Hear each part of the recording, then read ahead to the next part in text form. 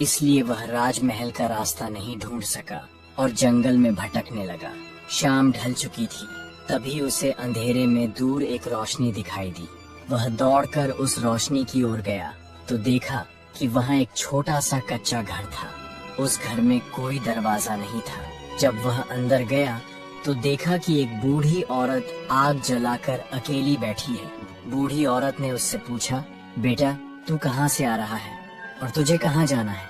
लड़का बोला, मैं पास के गांव की पंचक्की से आ रहा हूँ और रानी माँ को यह खत देने जा रहा हूँ, लेकिन मैं रास्ता भूल गया हूँ और अंधेरा हो गया है। तभी मुझे दूर यह घर दिखाई दिया तो रात बिताने के लिए यहाँ चला आया।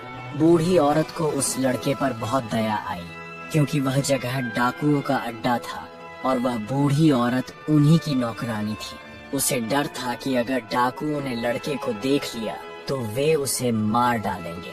ये जानकर लड़का थोड़ा घबरा गया, पर अंधेरे में कहीं और जाना भी आसान नहीं था और दिन भर चलने से वह बहुत थक चुका था, इसलिए उसे जोरों की नींद आ रही थी। बुढ़िया के कहने पर वह घर के एक कोने में चुपचाप जमीन पर सो गया। आधी रात के बाद जब डाकू घर लौटे तो किसी अजनबी को अपने ठिकाने पर देखकर वे बुढ़िया पर बहुत गुस्सा हुए। तब बूढ़ी नौकरानी ने उन्हें सारी बात बता दी और वह चिट्ठी भी डाकुओं के सरदार को सौंप दी जो लड़के ने उसे दिखाई थी। राजा की मुहर देखकर डाकुओं को शक हुआ। सरदार ने बड़ी सावधानी से चिट्ठी को खोला और पढ़ा। उसमें लिखा था कि जैसे ही यह लड़का रानी के पास पहुँचे उसे मरवा कर महल से दूर दफनवा देना। सोते हुए उस मासूम बच्चे को देखकर सरदार को उस पर बहुत तरस आया। उसने वह चिट्ठी फाड़ दी और उसकी जगह एक नई चिट्ठी लिखकर उसमें रख दी। उस नई चिट्ठी में लिखा था, जैसे ही यह लड़का राजमहल में पहुँचे तुम इसका विवाह राजकुमारी से कर देना। ये कार्य मेरे लौटने से पहले पूरा हो जाना चाहिए।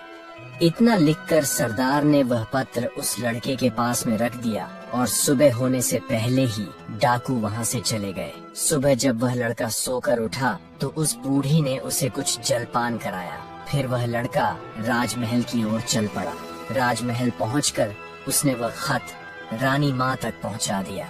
रानी ने जब खत पढ़ा तो उसे बड़ा आश्चर्य हुआ कि राजा ने यह कैसी आज्ञा दी है, एक अनजान लड़के से अपनी राजकुमारी का विवाह करने की। रानी ने देखा कि खत पर राजा की साक्षी मोहर लगी हुई थी, इसलिए उसने सोचा कि यह कोई धोखा भी नहीं हो सकता। राजा के वापस आने से पहले टू बी कंटिन्यू, अगला पार्ट जल्दी ही आएगा। तब तक चैनल को सब्सक्राइब करें ताकि कोई भी कहानी मिस न हो।